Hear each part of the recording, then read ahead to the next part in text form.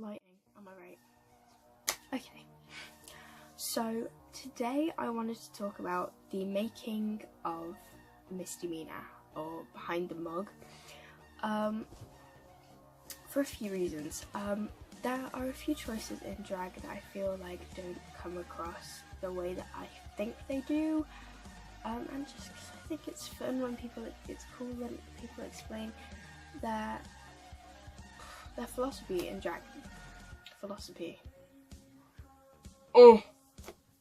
English. Also, you might notice this t-shirt was Tesla animals. It wasn't actually. Like, it was. It's like a joke. Like, they made the animals wear the t-shirt and they looked cool doing it.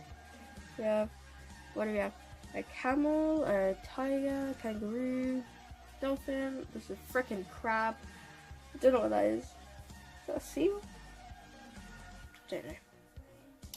Has its own kiss from a rose at me yet, so I don't know if it is a seal.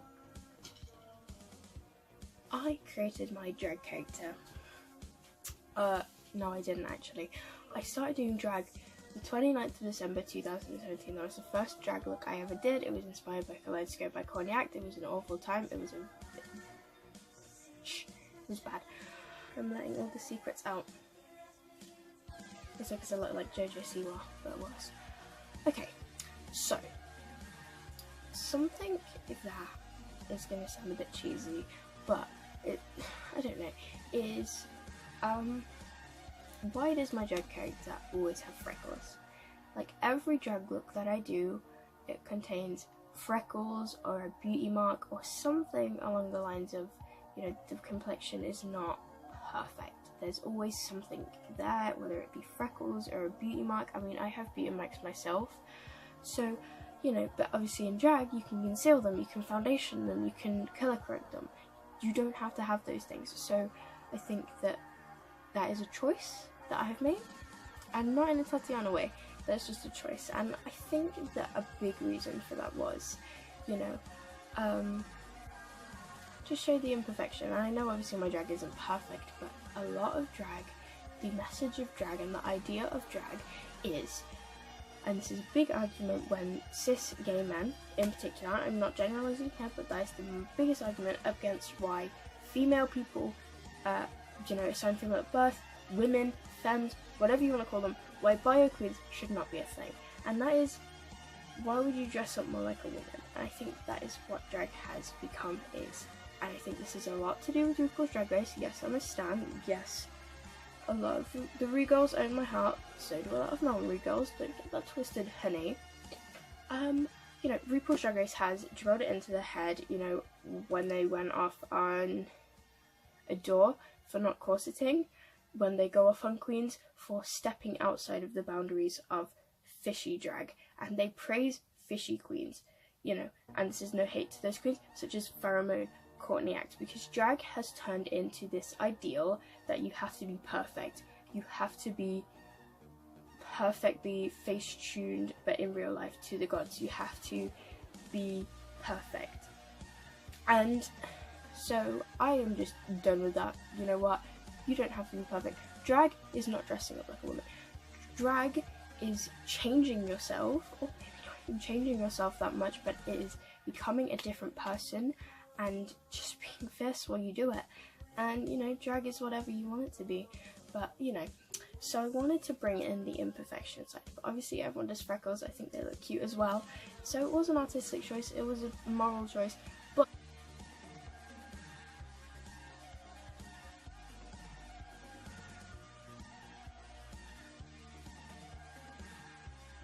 ta-da. Another thing I wanted to discuss is why drag means so much to me.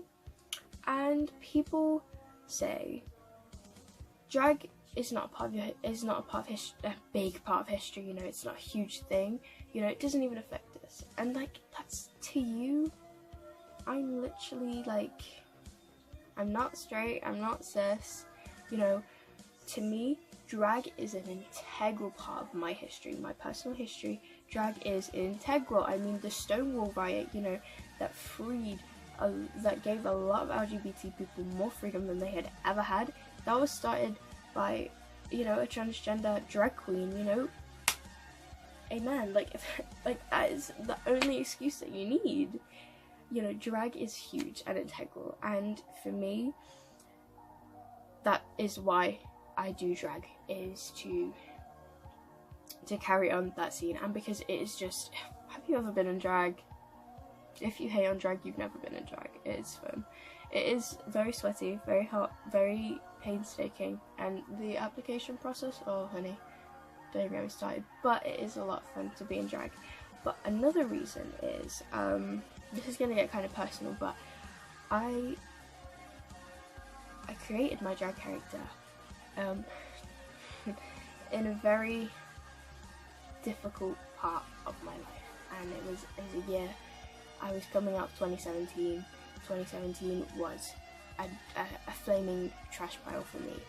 You know, there was a lot going on, and I wasn't happy with the person that I had to be 24/7. I wasn't happy with this person, you know, and I'm still not happy 100%. And even if I do get to the point where I'm happy, it's an escape for me. You know, in my real life, away from, you know, when I can't be MK in the definition of MK, I am so just like, you know, when I'm out of drag, I'm this insecure person who has no idea where they want to go, who has no idea what they want to do, you know, who has so much piling up, and they just are just struggling. And yet, you know, the eyebrows get glued down and put like up here, I blend out that cut crease, and all of a sudden I am a different person. And you know, Misty doesn't have to deal with this crap. She is an independent, fierce, you know, she is incredible to me. Like, she's just this powerhouse who has so much confidence and so much, just a lot of power to me. And I think that becoming Misty has given me confidence that I didn't even know I could ever possibly have. Laura Lee, this is how you cry in a video, by the way. But yeah, you know, Misty Nina to me is a lot more than a character. She's a persona. She is a part of me that I need to survive, you know. And back in, I don't know, it was maybe May or June, I was faced with a really difficult decision because my real life did not allow for drag, and I had a really difficult decision, and I had to kind of quit being Misty for a bit. And as it turned out, that was a really difficult time, and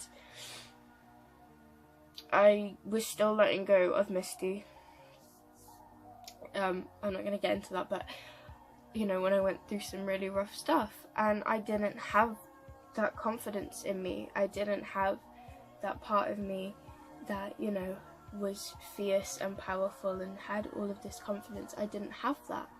And you know, for me, Misty is just, she's a part of me now, and I could not live my life without getting into drag once in a while. And you know, whether or not I take it on as a career, I think that even in the future, when I am no longer getting into drag as Misty, I will always have that part of me that I would never have explored without drag. And there is just a lot there. You know, there is a part of me that I wouldn't have explored without drag, and that part is what I now call Misty Nina within, you know, within that context. But I think it's just a part of my soul that I never really got to explore, and by gluing down my eyebrows and throwing on some gemstones, I managed to explore it. And I just,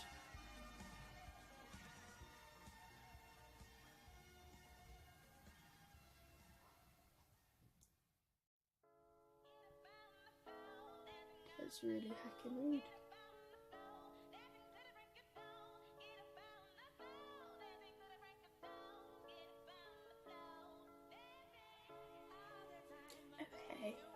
work. So anyway, that's all I have for today. That got really deep, way more deep than I expected it to get, but okay, so this video was a bit of a mess. It's basically how the entire channel is going to be. Don't have too many high expectations, honeys. I ain't no Antonio Glazer. No, I'm not. Anywho, this is where I do the cringy stuff. See you in the next one. Don't bother liking it. That gives people too high expectations. I don't know. Follow my Twitter, I guess. Follow my Twitter, I guess.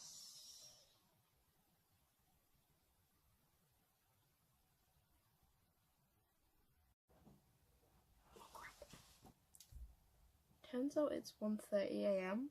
Wait.